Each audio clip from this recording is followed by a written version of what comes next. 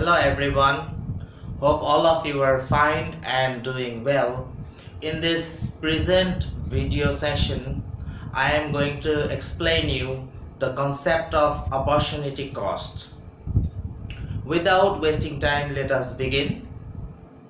As we know, the resources are generally limited and they can be put into alternative uses. When we choose to produce a commodity or bundle of commodities, say commodity X, from the given amount of resources, we make a sacrifice of another alternative or bundle of commodities, say commodity Y, which could alternatively be produced with the given amount of resources. Thus, we can express the cost of production of the commodity or the commodities which we are making in terms of alternative foregone. This is called the opportunity cost. The opportunity cost can be defined from the points of view of a society as a whole, as well as an individual producer. How many hospitals can be constructed instead of buying jet fighter aircrafts? How much sacrifice of agricultural output will be there if the land on which it is grown is put under the construction of houses?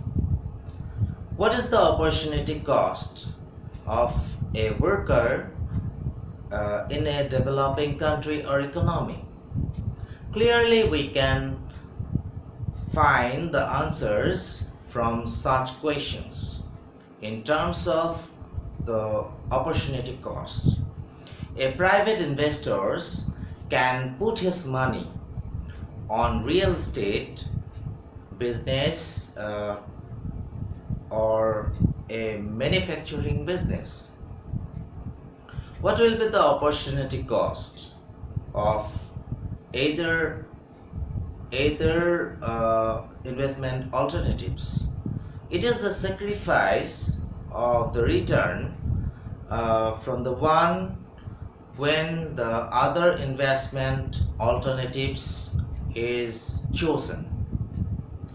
When a worker is given a wage, the principle of opportunity cost will be in operation in taking such decision.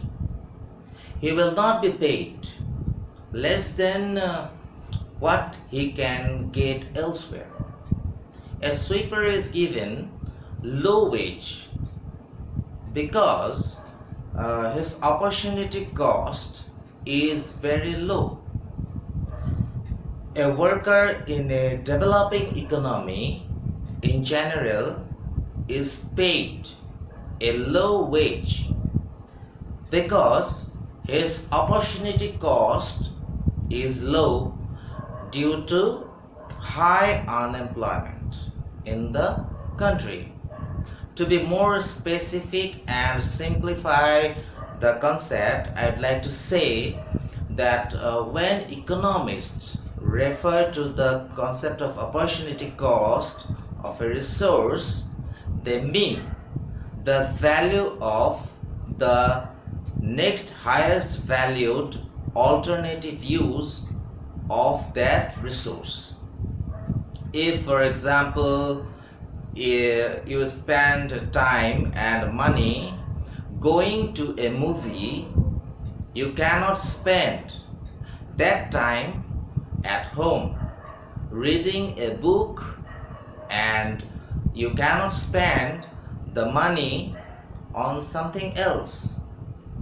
If your next best alternative to seeing the movie is reading the book, then the opportunity cost of seeing the movie is the money spent plus the pleasure you forego by not reading the book.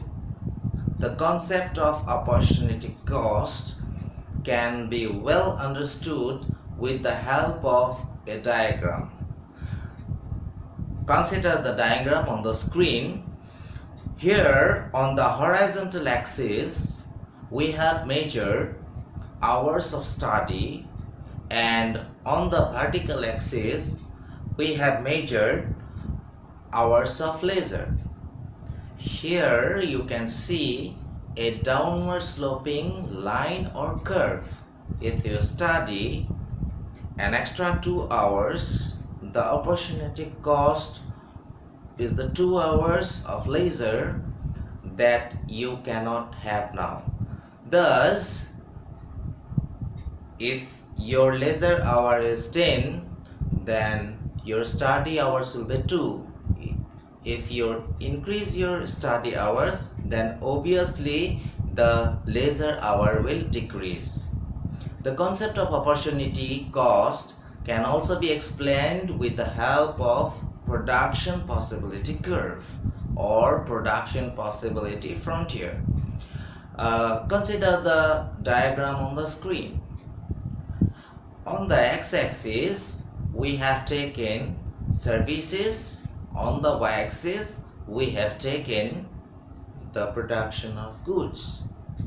Moving from point A to B will lead to an increase in services, 21 to 27. But the opportunity cost is that output of goods falls from 22 to 18. Therefore, the opportunity cost of increasing consumption of services is the 4 goods foregone. At the point D, the economy is inefficient. We can increase both the goods and services without any opportunity cost. However, C is currently impossible point.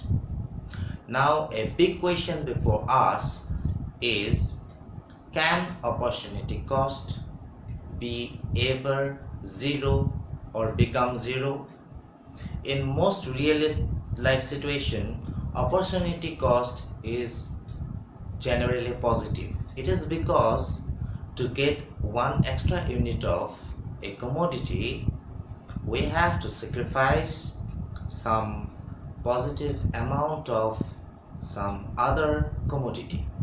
However, there are certain situations where opportunity cost may be zero. I would like to mention some of the important exceptions where the opportunity cost may be even zero. First case is free goods. Free goods like air, water, and sunshine have zero opportunity cost because their total supply exceeds total demand. Therefore, no sacrifice has to be made to obtain. In other words, no opportunity cost is involved in their use. The same thing can be said about sand in a desert or fruit in an unreserved forest. Fruit grows automatically in such forests and not cultivated on land that could be used for other purposes. Its production by nature implies no sacrifice of alternative crops. However, Actual picking may involve opportunity cost. If you spend your time in picking fruit, at the same time you cannot watch a football match. Secondly, I would like to mention about single use factors. If a particular resource has alternative uses, positive opportunity cost occurs. But if no such alternative exists, no opportunity cost is involved in keeping it idle. For example, say the opportunity cost of a machine that is lying idle for the last 2 years is zero. Similarly, opportunity cost of an unused factory space is zero. There is no other use to which it could be put. Then we can say about general unemployment. In developing countries, unskilled labor is a surplus resource. Such labor has no opportunity cost. So, it is said that there is the problem of surplus labor, or you can say disguised unemployment in rural areas. Most workers in rural areas have only one option: to work on land. If they do not get such work, they have to remain idle due to the absence of alternative employment opportunities outside agriculture. Then another case I would like to mention about heavy unemployment. Opportunity cost is positive when producing more of good requires taking resources away from producing another good. This usually happens when the economy operating with full capacity and when there is full employment of all resources including manpower. Suppose an economy is operating near the full employment level. Also, let us assume that 40 workers are required to build a hospital within a month. Alternatively, same workers can construct 2 school buildings within the same time frame or time period. Thus, the opportunity cost of hospital is 2 school buildings. Sometimes, however, we observe that there are unemployed resources in the economy. In such situations, the opportunity cost of idle resources may be zero. For example, there are idle workers, suppose cranes, building materials, and other resources required by the building trade. It may be possible to build more hospitals without reducing the number of school buildings or anything else. Thus, we came to know from our discussion that in general, opportunity cost is positive in 2 cases. Number one, when there is full employment of at least one resource And number two, if the government has decided as part of its macroeconomic policy to maintain a certain level of unemployed resources.